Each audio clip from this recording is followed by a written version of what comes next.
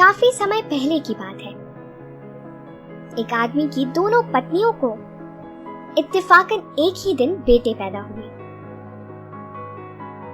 एक पत्नी को सुबह बच्चा पैदा हुआ तो दूसरी बीवी को दिन के तीसरे पहर में। जो बेटा सुबह पैदा हुआ उसका नाम अलामा रखा गया और बाद में पैदा होने वाले बच्चे को अबामा कहा जाने लगा। दोनों में खास बात यह थी कि दोनों हूबहू एक शक्ल के थे। जब वह थोड़ा बड़े हुए तो एक साथ ही रहने लगे। दोनों में बड़ा ही मेलजोल था। जब दोनों बेटे जवान हो गए तो उनके पिता ने उनके लिए 2 अलग अलग मकान बनवा दिए। अलामा के घर के आगे डुरूमी का पेड़ लगाया गया और अबामा के घर के बाहर चेदिया का पेड़ लगाया गया। एक दिन ऐसा हुआ कि अबामा की मां साथ छोड़ गई तो उनके पिता ने उसे अलामा की मां की देखभाल में रख दिया। उस दिन के बाद से तो उन दोनों का सारा वक्त साथ गुजरने लगा। दोनों में इतना प्यार था कि दोनों एक दूसरे के बिना खाना भी नहीं खाते थे। जब दोनों कुछ और बड़े हुए तो उनके पिता ने उन दोनों के लिए योग्य जीवन साथी ढूंढ दोनों की शादी करवा दी। दोनों की शादी भी एक ही दिन हुई। शादी की जब सारी रस्में खत्म हो गई तो अबामा सीधे भाई अलामा के घर गया। वहां दोनों खूब सारी बातें करते रहे, यहां तक कि काफी रात गुजर गई। इसका एहसास होते ही अलामा ने अबामा से कहा, अब तुम्हें घर जाना चाहिए, काफी रात गुजर गई है। चलो मैं तुम्हें घर तक छोड़ देता हूं। भाई की बात सुनकर अबामा ने कहा, अजीब बात करते हैं आप भी।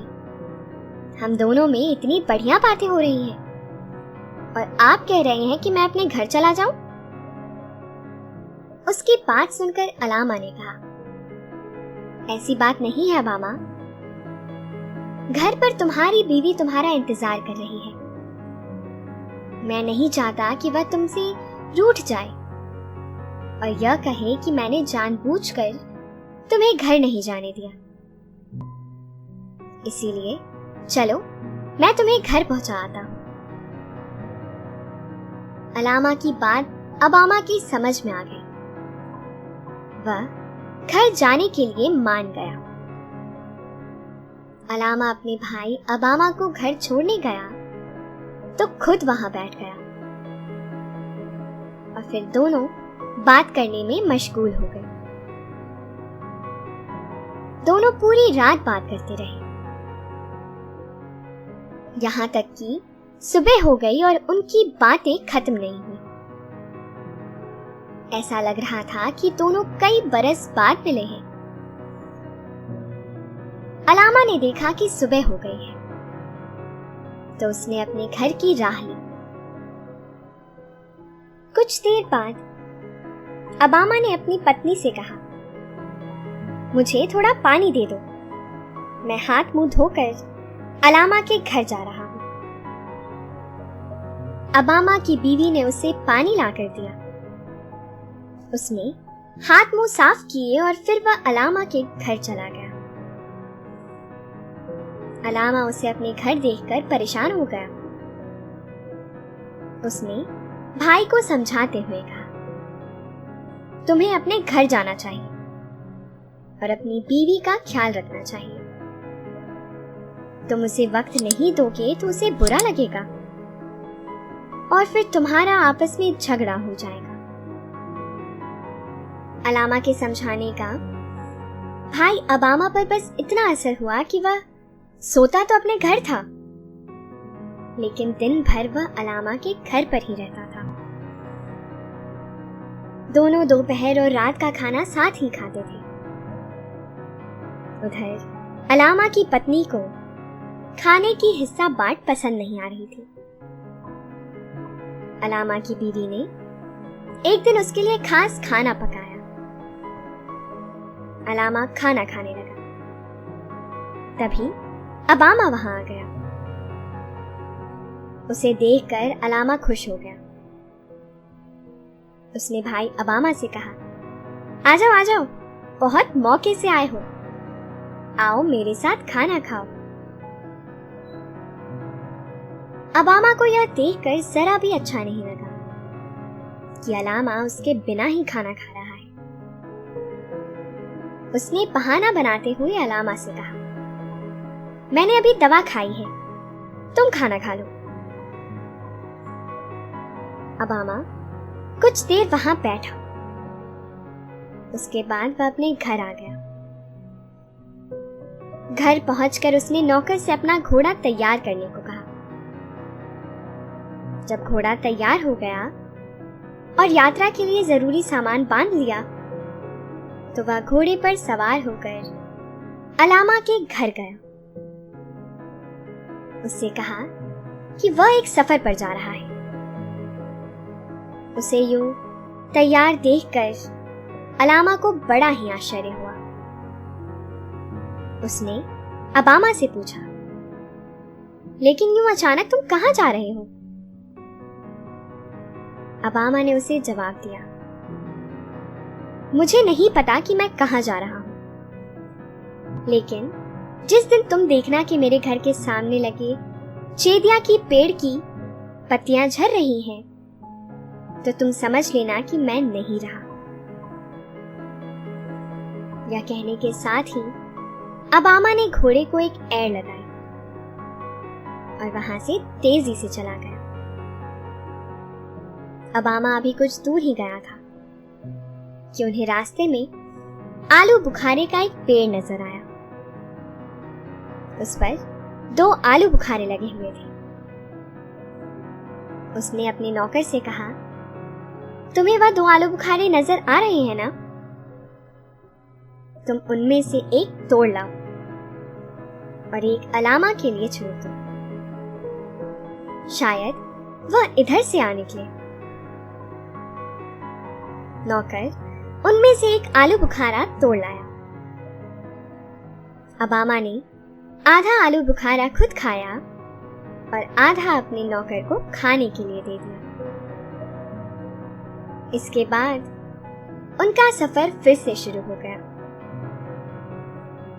रात गुजारने के लिए वह दोनों एक शहर में रुके। वहां उन्हें शीनट का एक पेड़ नजर आया। उसमें 2 शीनट लगे हुए थे। अबामा ने एक शीनट तोड़ लिया, आधा शीनट खुद खाया और आधा अपने नौकर को दे दिया। उसने दूसरा शीनट वहीं पेड़ पर छोड़ दिया। उन्होंने एक घर में रात का खाना खाया। जब अबामा आधा खाना खा चुका था, तो उसने कहा, मेहरबानी करके बाकी आधा खाना मेरे लौटने तक बचा कर रखिए। अगले दिन सुबह उनका सफर फिर से शुरू हो गया। दूसरे दिन उन्होंने फिर एक घर में खाना खाया। आधा खाना खा चुकने के बाद अबामा ने कहा, बाकी आधा खाना मेरे लौटने तक संभाल कर रखिएगा। तीसरे दिन उनकी यात्रा फिर से शुरू हो गई। रात होने पर वह एक बुजुर्ग महिला के घर पर ठहरे। अबामा ने अपने घोड़े को एक पेड़ से बांध दिया। इसके बाद उसने उस बूढ़ी महिला से एक बाल्टी मांगी ताकि घोड़े को कुएं से लाकर पानी पिला सके। बूढ़ी महिला ने अबामा से कहा, बेटा, उस कुएं तक मत जाना, उसमें एक जिन रहता है। हर साल हमें उसे उपहार देना होता है। अगर हम ऐसा नहीं करें तो हम कुएं से पानी नहीं ले सकते हैं। इन दिनों तो हम पानी के लिए घर से बाहर ही नहीं निकलते हैं। अबामा ने कहा, माँ जी, आप मुझे एक बाल्टी तो दीजिए, उस जिन से मैं निपट लूंगा। अबामा को बूढ़ी महिला ने एक बाल्टी लाकर दी। अबामा उस बाल्टी को लेकर कुएं की तरफ चल दिया। उसने देखा कि कुएं के बाहर गांव के सरदार की बेटी बैठी जिन के आने का इंतजार कर रही थी। अबामा ने उस लड़की का हौसला बढ़ाया और फिर रस्सी से बंधी बाल्टी को कुएं में डाल दिया। अबामा को लगा कि उसकी बाल्टी को किसी ने पकड़ लिया है। अबामा ने तेज आवाज में ललकारते हुए कहा, जो कोई भी कुएं के भीतर है वह मेरी बाल्टी छोड़ दे, और अगर वह मुझसे लड़ना चाहता है तो बाहर आकर लड़े।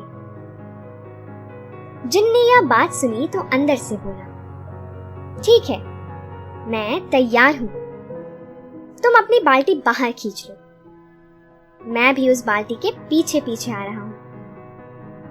वैसे तुम्हारी भलाई इसी में है कि तुम यहां से दफा हो जाओ। अबामा ने अपनी बाल्टी ऊपर खींच ली और तलवार मियान से निकालकर तैयार होकर खड़ा हो गया। जैसे ही जिन ने अपना सर बाहर निकाला, अबामा ने एक पल में ही उसे परास्त कर दिया।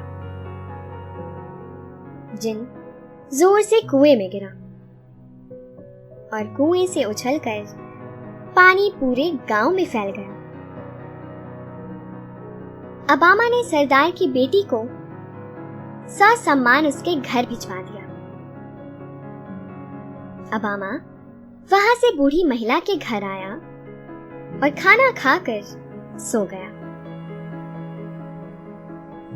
सुबह लोगों ने गांव में पानी देखा तो उन्हें ताज्जुब हुआ। उधर सुबह होने पर सरदार की बेटी ने अपने पिता से सारी बात कह सुनाई। पूरी बात सुनकर सरदार को बहुत ताज्जुब हुआ। उसने बेटी से पूछा, उसके बाद वह अजनबी कहां चला गया? सरदार की बेटी ने कहा, वह अजनबी गांव के किनारे वाली बूढ़ी औरत के घर ठहरा हुआ है। यह सुनते ही सरदार ने अपने नौकर से उस अजनबी को बुला लाने के लिए कहा। नौकर अबामा को बुलाने के लिए बूढ़ी महिला के घर की तरफ चल दिया और उधर सरदार ने शादी की तैयारियां शुरू कर दी। अबामा सरदार के घर पहुंचा तो वह बहुत खुश हुआ। उसने अबामा से कहा, मेरी बेटी की जान बचाने के लिए तुम्हारा बहुत शुक्रिया। मैं तुम्हारी इस कारनामे के लिए तुम्हें बहादुर का खिताब देता हूं। इसके बाद सरदार ने अबामा के साथ अपनी बेटी की शादी कर दी। उसने बेटी और अबामा को तोहफे में एक घर दिया। दोनों वहां खुशी खुशी रहने लगे। कुछ दिन बाद ऐसा हुआ कि फसल को खराब करने वाली एक चिड़ियों का झुंड ने गांव पर हमला किया। यह खबर जब गांव के सरदार को मिली तो वह फिक्रमंद हो गया। उसने अपने नौकरों को हुक्म दिया कि वह चिड़ियों को हांका लगाकर भगा दे। यह बात अबामा को पता चली तो वह भी घोड़े पर सवार होकर नौकरों के साथ चल लिया। चिड़ियों ने शोर सुना तो वह पहाड़ों की तरफ उड़ चली। अबामा उनके पीछे पीछे था। जब चिड़िया एक पहाड़ी के करीब पहुंची तो वहां एक गुफा का पत्थर अपने आप हट गया और चिड़िया उनके भीतर चली गई। अबामा बाकी घुड़सवारी में सबसे आगे था। वह भी चिड़ियों के पीछे पीछे गुफा के अंदर चला गया। गुफा के अंदर पहुंचते ही गुफा का गेट अपने आप फिर बंद हो गया। अबामा अंदर बंद हो गया था। कुछ देर बाद जब सरदार के नौकर पहाड़ी के करीब पहुंचे तो उन्हें वहां अबामा कहीं नजर नहीं आया। उन्होंने उसे काफी तलाशा लेकिन वह कहीं नहीं दिखा। नाउम्मीद होकर वह सब लौट आए और अबामा के लापता हो जाने की खबर सरदार को दे दी। ठीक उसी वक्त अबामा के घर के सामने लगे चेदिया के पेड़ की शाख से एक पत्ती टूटकर गिरी। अलामा इत्तेफाकन उधर से ही गुजर रहा था। उसने पत्ती को गिरते देखा तो समझ गया कि अबामा किसी मुसीबत में है। घर पहुंचकर तुरंत ही उसने अपना घोड़ा तैयार कराया और वह भी उसी तरफ यात्रा पर निकल पड़ा। सबसे पहले वह आलू बुखारे के पेड़ के पास पहुंचा। वहां अबामा ने उसके लिए एक आलू बुखारा छोड़ दिया था, लेकिन वह आलू बुखारा अब सूख गया था। वह समझ गया कि यह आलू बुखारा अबामा ने उसके लिए छोड़ा था। आगे जाने पर उसे शीनट का पेड़ मिला। उसने अबामा का छोड़ा हुआ एक शीनट को तोड़ लिया। उसने कहा, अबामा ने जरूर यह शीनट मेरे लिए छोड़ा होगा। इसके बाद अलामा उसी घर में रुका जहां अबामा ने खाना रखवाया था। चूंकि दोनों हम शक्ल थे, इसीलिए घर वाले ने समझा कि अबामा लौट आया है। उसने उसके सामने खाना परोस दिया। फिर अगले दिन वह दूसरे घर में रुका। वहां भी उसे खाने के लिए बेहतरीन खाना मिला जो अबामा उसके लिए छोड़ आया था। उस मकान मालिक ने भी यही समझा कि अबामा वापस आ गया है और आखिर में वह उस गांव में पहुंचा जहां अबामा ने जिनको मारा था।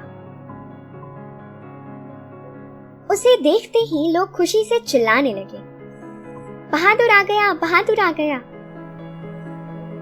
यह बात सरदार तक भी पहुंची। उसने तुरंत ही अपने नौकरों से उसे बुलावा भेजा। महल पहुंचने पर उसका स्वागत हुआ। अगले दिन चिड़ियों का वही झुंड फिर आ पहुंचा। सरदार ने घुड़सवारों को हाका लगाने के लिए चिड़ियों के पीछे भेजा। अलामा भी उनके साथ चल दिया। चिड़िया जब पहाड़ी के पास पहुंची तो गुफा का रास्ता खुल गया। चिड़िया उनके अंदर चली गई और दरवाजा फिर बंद हो गया। अलामा सबसे आगे था। उसने यह सब देख लिया। वह गुफा के करीब गया और उसने अपनी मजबूत तलवार से गुफा के दरवाजे पर कई वार किए। इससे गुफा का रास्ता खुल गया और अंदर से अबामा बाहर आ गया। दोनों भाई एक दूसरे से मिलकर बहुत खुश थे। दोनों सरदार के महल में वापस आ गए। सरदार ने जब दोनों को एक साथ देखा तो उसे बहुत ही आश्चर्य हुआ। उसने कहा, यकीनन यह तुम्हारा भाई है, तभी तुम दोनों की शक्ल एक जैसी है। ओबामा ने खुशी से कहा, जी हाँ, यह मेरा बड़ा भाई अलामा है।